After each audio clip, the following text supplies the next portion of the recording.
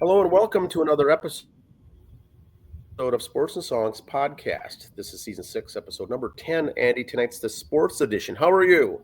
I'm good. I'm here at my what I call my insurance job, the job that pays my insurance Yes, benefits. So the insurance job. yeah, Today's the 13th of January, 2025, and we got some football, hockey, college basketball. college basketball, lots to go over, lots to cover tonight. I'll start off with a trivia question, Andy, then we'll let you get to your slideshow Get to my presentation. stuff. Yeah. Into the stuff. College football's been around for many years, right? Many Just over bowl, 100. Yes. and there's been many bowl games that teams get a chance to play in if they're so inclined. The question is, who's the first college football team to play in 2 bowl games in a single postseason? We'll get the answer at the end of the episode. It's kind of a trick question, but we'll get the answer to the end at the end of the show because we're in bowl season. And actually, the bowl games are done now. The NCAA has 1 game left. It's the national championship game. It's not even a bowl game. So bowl season's completed. It's run its course this year. All right. Since I am at the remote location here. Here we go. There it is. There it is. That's me. All right, here we go. Logo. A word from our coach, or a coach, I should say, we'll start off with. Coach Gino at UConn, how do you coach in an environment where the players feel like they owe you nothing and you owe them everything? Wow. I think he's kind of like the Nick Saban. Nick Saban got out of it because just the whole players are getting that way. I think Gino, you might see him in a year or two just be the same boat. Just, yep, it's been real, it's been fun. See you, bye. Yeah, I can see that. Gino, old school, very good coach, but it's a different environment. Here was a comeback yesterday in women's college basketball. SMU was ahead 46-14 at one time with a minute 30 to go in the second quarter. They lost 59-72. Wow. So, wow. Never give up is what I'm trying to say. Never give up on your dreams. Wow, that is huge. Here is the current, as we sit here, Monday afternoon playoff picture. The thing I kind of like about the NFL, which is a very short list, the last game they always have, that winner, their spot's seeded already because they reseed everybody. So for travel arrangements on this Monday, everybody could make their travel arrangements yesterday. After Washington doinked one in off the goalpost, you could start making your plane rides for the NFC. AFC guys were doing theirs already. So it's Ravens at Bills, which probably be the best game of the weekend. I don't care how the Vikings-Rams turns out. I think that's going to be the best game right there. Houston, Kansas City is in your second game. Then on the NFC side or the right side, as you look at it, you got the Commandos, Redskins, whatever you want to call them, against the Lions, which, Washington, Tampa, I think was the best game of the weekend. Yes. I mean, not only score-wise, but just those were 2 teams that either way, I think by getting the Rams, the Vikings got off easy because I would not have wanted to play Tampa or Washington. No. So I think they got off easy getting the Rams. So I agree. I guess a lot of the national media, and that's all picking the Rams too, and all the Viking fans are all upset. But you know what? The Rams are hot right now. So you play the hot card, And here is the top 10 quarterbacks pay-wise going into this weekend. Okay. X means they're not in the playoffs. Check mark means they're in. Well, Jordan Love, you cross him off. He's out. Okay. Herbert's out. So you got 3 guys left of the top 10 playing. I mean, 5 of them didn't even make the playoffs. Jared Goff at number 6 is the highest paid quarterback left. And Lamar and Jalen Hurts. So just because you're paying big money for a quarterback don't mean you're getting in the playoffs, it looks like. Yeah, I do think a lot of fans think that. Let's get the biggest, highest paid guy, and we're going to go far. You still need the team. You still need the chemistry. You still need the coaching. Yep. You need the everything, the playbook. It's all got to work. NDSU officially lost no one after the Frisco game to the portal. No one. Wow. Now, that doesn't mean guys didn't go eligible for the draft or something like that. They just lost no one to the portal. See, and that's Including Mr. Lance staying for another year. excellent choice. I mean, That's a sign of a good program right there. That yeah, you know people what? aren't bailing out. Lance could have gone to a big name school for one more year to help his draft, but you know what? He's going to ride it out. See what happens. I like it. There's some numbers that Cam Miller had. No one had ever done that. He did it all in one game. He just had a career game. Now, is he going to go first few rounds because of it? No. Will he be the last couple rounds? Probably, or at least get an invite somewhere. Like we said before, will you see him on Sundays next year? Sure. Is he going to be holding the clipboard because he's a third-string guy? Probably. But he's going to move up the charts fast, too, though. Very tough, even to get that position. Even to be in a practice squad roster is tough to do. I think he'll be on a team where it's someone who got the aging quarterback who's going anyway. So you can learn from a good quarterback, you know. So we'll see how that goes. 18,005 were at the stadium watching that game, the Bison and Montana State. I did not know that. Not only that, another 3.1 million watched. Here's the Bison games TV-wise this year. 3.1 million for the championship game. 6 million watched the Colorado game, which was Deion Sanders and his kid and their friend, but still. 2.4 million for the Bunnies. 1.2 for Mercer. And then another 1.1 for the first part of the Bunny game. So there's, 1, 2, 3, 4, 5 games with over 1 million people watching. But they're just an FCS school, so they're no good. Yeah, it's fun stuff. It's exciting. I love the bracket format. And yep. I love the fact they don't reseed. Here's your brackets. Here you go. Bye. And here, this guy's already got his top 25 for next year out already. He's got the Bison at 1. And this is off the Grizzlies site. They got the Grizzlies at 7. Okay. And Jackrabbits are at 5. But Mark Gronkowski is going to Iowa. The quarterback from South Dakota. He is. Okay. Hawkeye. So you'll see him waving after the first quarter to the kids in the hospital. So Gronowski goes there, and that's fair enough because tough to go, I think, for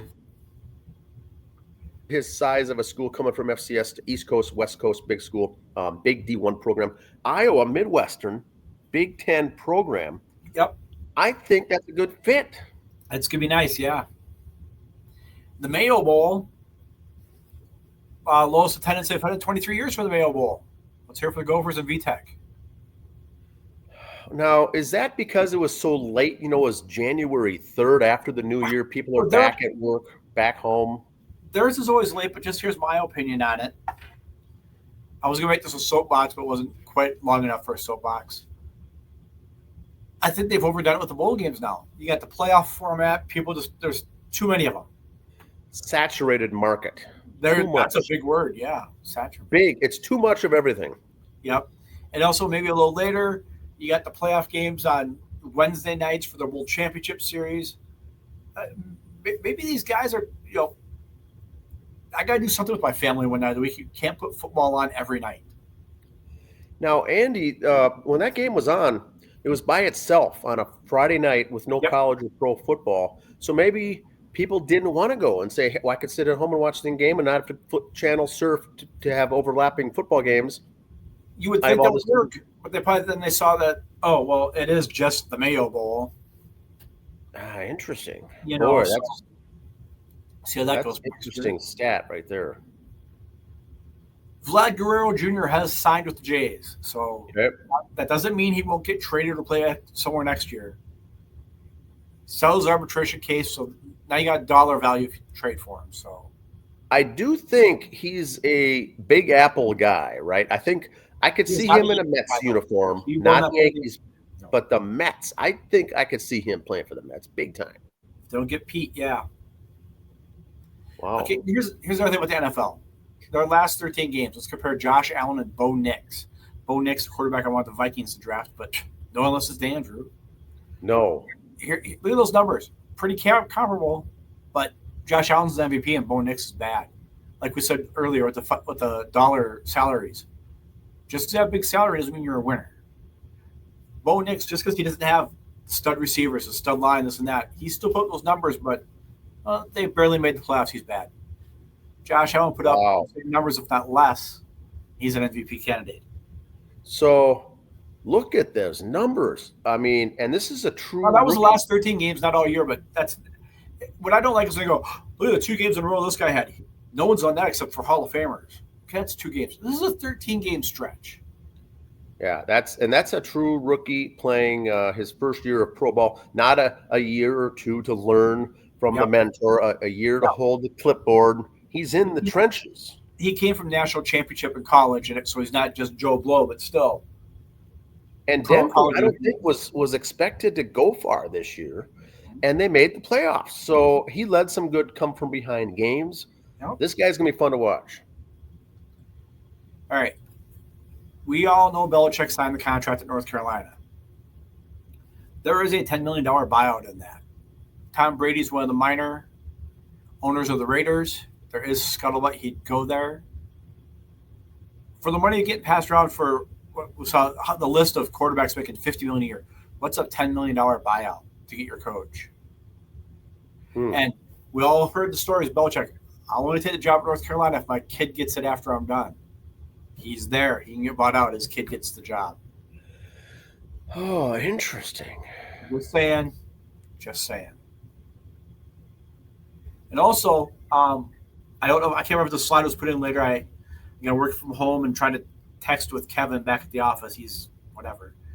Unreliable. A couple weeks ago, Jerry Jones said, no, you can't talk to our coach. He's still under contract with us. Remember how the teams were asking to talk to him? Today, Jerry Jones fired him. You're going to fire him anyway. Let him talk to somebody else. But that's just Jerry Jones being Jerry Jones. Yep. It's a control thing. Or up in Canada, eh? Vancouver and Toronto, eh? Or I'm sorry, Toronto and Montreal played in Vancouver for the PWHL. Just over 19,000 there for a game. Attendance record. Largest ever in Canada. Standing room only. So this is huge because they're doing these neutral sites this year, right? Yep. Now, granted, we tried to say hold our beer, but we couldn't. But Minnesota and Montreal had the largest U.S. attendance in Denver the other day of 14. So there you go. It's growing. A lot. 18,000 in Vancouver is a lot of people for a men's. 19 in Vancouver. This is 19 for a women's on a neutral site. That's huge. And then 14 in Denver shows how popular hockey is growing. Speaking of hockey, Ovi tied or became the second player besides Gordie Howe to have 20 straight seasons of 20-plus goals. You look at Gretzky's career at the end. He had a couple years of 16 goals, but he didn't play a full season. Not making excuses, just saying. I looked at it, it's like Gretzky only played 19 years. He was kind of injured. He was older. He was worried more about assists as he got older, but, So congrats to Ovi. That's a good company to be in with you and Gordie Howe being the only two to do something. Wow. And there is Ovi. He's just 21 behind Gretzky. So we're getting closer. It's coming. Amazing. The NHL announced 2 outdoor games in Florida in 2026. Nice. So the Bruins and Lightning will play at Tampa's Raymond James Stadium on February 1st. The 2026 Winter Classic will be held with the Rangers and Panthers at Miami's Lone Depot Park January 2nd. So Florida's got 2 games down there. Hockey. That should be kind of cool. I just wish they wouldn't have had Boston and New York be their teams. I know they're the original 6 for your outdoor games, but if it's going to be outdoor and sunny, have it be like Los Angeles and Arizona, or not Arizona, Utah now, but some other warm teams, Sad note to report, Richard Harris, also known as wrestler Black Bart back in the mid-'80s, has passed away. He seemed there was a title belt there. He had like the national heavyweight title. He was what they call in wrestling terms a mid-carder. He was never going to be the world champion, but they had these other belts, the national champion, the U.S. heavyweight champion. They gave it to the mid-card guys. Bart was a good guy. One of the first bad guys I started following when I was watching wrestling, kind of something different about this guy. Kind of like him. He's a little off the wall, but not really. But yeah, he's passed away. Condolences to the family of Richard Harris. Decent guy. This is the first I've heard his name in the year, so obviously he hasn't been a moron or a jerk to anybody, and this guy kept to himself. But if you were a big Saturday afternoon or Saturday evening at 5:05, 6:05 on TBS watching wrestling, you saw his name up there quite a bit. And a couple other notes, Dan. I don't have pretty pictures for these here. Sure. But we are 33 days away from the Daytona 500 and 29 days away from spring training. Well, spring training is going to open, and we're less than a month. The countdown is on. NASCAR is going to be ready to rock and roll. NASCAR's really the week after the Super Bowl. So you'll start seeing the commercials during football games for it. It's going to be, I think I saw the first U.S. Open ad on television. The UFL, I saw ads for that coming in March. Yes. We haven't brought that up. The UFL, the schedule's out. They're ready to rock. They're ready to roll. That'll start in the spring here. But now that college will be done, January 20th is the college football championship game. And like I said earlier, the bowl games are done. The NFL is in the midst of their playoffs right now, or as Denny Green used to call it, the NFL tournament, the postseason tournament. They're in the tournament right now. Now, Andy, check out the hat. Yeah, I see you're wearing Well, the Vikings play tonight against the Rams. Now, in Arizona. They moved the game to Arizona. Here's the question, and I want your thoughts on this. Typically, wild card weekend, there's usually one wild upset that just blows everyone's mind, that comes out of left field and someone just lays an egg. Andy, there hasn't been an upset or a notable upset at all. Washington, it was at Tampa, so that was kind of an upset last night. This is what's Vikings were at the 5 seed. 5. The Rams were the 7 seed. Oh boy, I don't even know. 7. Let's see. They were the 4. No, they won their division, so they're the 4 seed. So they're the home team. So if the Vikes win, is that an upset? 5/4.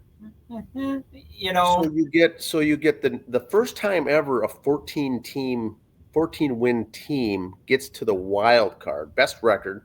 You would think the Vikings would be favored. They're favored by 2.5. They're on the road, but it's a neutral site. Is it up to 2.5 now? Okay. It's 2.5. They lost earlier by 10 points at SoFi Stadium against the Rams. Now they moved it from there to a neutral site. And so that's got to have their advantage, but they're still playing the Rams. Rams are hot. Rams are doing well. This could be the upset. You could see the Rams pull an upset tonight. Is it an upset, though? Because they're the higher seed. That's the thing. That's where the word upset kind of gets thrown around. And here's one thing the Rams have done. They brought down their PA announcer. They've got their cheerleaders there. They got everybody there. Their people. They're the home team. But they're still using the visitor locker room. Because they play in that stadium once a year. They always use the visitor locker room. I see. Something they were familiar with. Some familiarity. So they got to pick the clubhouse, the locker room. Okay. The locker room. Now, I don't know how it works for them in that stadium. I would be surprised if they're on the visitor sidelines. Just some familiarity, This is where we always see. Correct. No, that's very interesting. I didn't know that. I did see how they were making the field ready and had to put the logo and we are here to paint. What's that? We are here to educate. You said you didn't know that. Yes. And so, they had to clean off that artificial turf and spray paint on the new Rams logo for the game, the NFL logo, the LA, Los Angeles in the end zones. It's their home field. I put it on our social media page today. I saw him wheeling in the field. Yeah. Now, remember, those are dark colors that are on there all the time. If you look closely in the end zone, yes, it says Los Angeles, but if you look closely, you can see Arizona underneath it. Oh, you can? Dark red, they just couldn't – you can scrub and scrub. It doesn't come out, Yeah, okay. So if you look close enough – it'll be interesting to see what happens. Vikings-Rams, that's tonight at 7 p.m. It'll be very interesting to see what happens. Vikes, as far as how good of a season they have, I would not be surprised if they lose tonight to the Rams. Rams by 5. I wouldn't be surprised if the Vikings, won. So I don't know. I just threw the cap on, but we'll see how it goes. It'll be very interesting. It'll be 5 points. Whoever wins is going to be by 5. It's going to be a close game. It's not going to be a doink field goal at the end like last night. It's going to be a close game. 5 points. I say Rams by 5. Okay. Now, college. We got the title game the 20th. We'll have more on next Monday night's show about the title game. It's going to be Ohio State Buckeyes against the who is it? Notre Dame. Notre Dame Fighting Irish. Your lineage. Yes, it's the Irish squad. They're good teams. It's 14-1 against 13-2.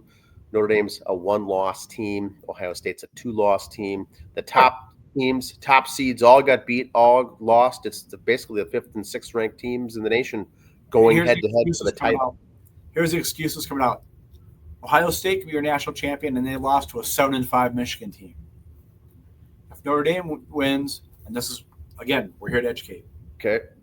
If Notre Dame wins, because they had the 1 loss this year, they'll be the first team to win a national championship that lost to Northern Illinois that season. Their loss was to Northern Illinois. I think it was Northern Illinois, whatever Hobunk team they lost to. Oh, see? No team has lost to them and won the national championship. So that'll be – well, then Notre Dame will be the answer to a trivia question. Now, speaking of trivia question, Andy. Okay. We'll get to the answer now. Trivia question today was, who's the first college football program to win 2 bowl games in the same season? The answer, Andy, it's a trick. Should have been Texas. What's this? Should have been Texas. Yes. What? The answer is Notre Dame. Notre Dame Fighting Irish, the first team ever to win 2 bowl games in one postseason. Now, Texas won it, but it was the day later. So both are the only 2 teams. Ohio State and Notre Dame's the only 2 teams ever to win 2 bowl games. And going to this new format, we're going to have this now every year. So I think that the answer to the long-time trivia question that's going to be asked down the road is going to be Notre Dame, just because the timing. They played their game first. So they had to win. Both teams played and won 2 bowl games, but Notre Dame did it first. They're the answer to the trivia question. Anything else, Andy? I heard one other factoid today, something I put on our social media. I'm not a superstitious person, so if you say I'm jinxing somebody, grow up. This week in history, you always see this stuff all the time. Vikings lost a Super Bowl, their 4th Super Bowl they lost. Before the game, Francis Tarkenton came out saying, "We got this in the bag. We're going to win this one." They lost. They've never been back to the Super Bowl since. Oh. Is that their Billy Goat? Is that their Bambino? Is that their curse? Oh, it could be. I didn't know that, but it could be Them because popping off and they've never made the Super Bowl since. Is it? Love Fran Tarkenton. Love number 10. yes. But is he the reason we've never gone back? Or you've never gone back? I could buy that if there's a jinx out there like the the Billy Goat Yep. in Chicago. I think that could be it. Do we have to wait for Fran Tarkenton, God rest him, to pass away for that to break? I don't know. I saw an interview with Fran yesterday. He still looks like he could, still got his wits about him, He used to host the television series That's Incredible. He's no Joe Biden. All right, that's all we've got here.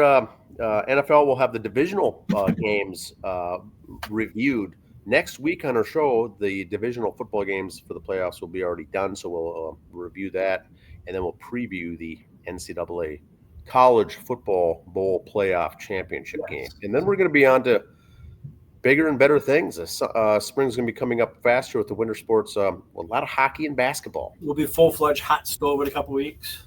Hot stove, 29 days. All right, thanks for watching. See you next week. Bye.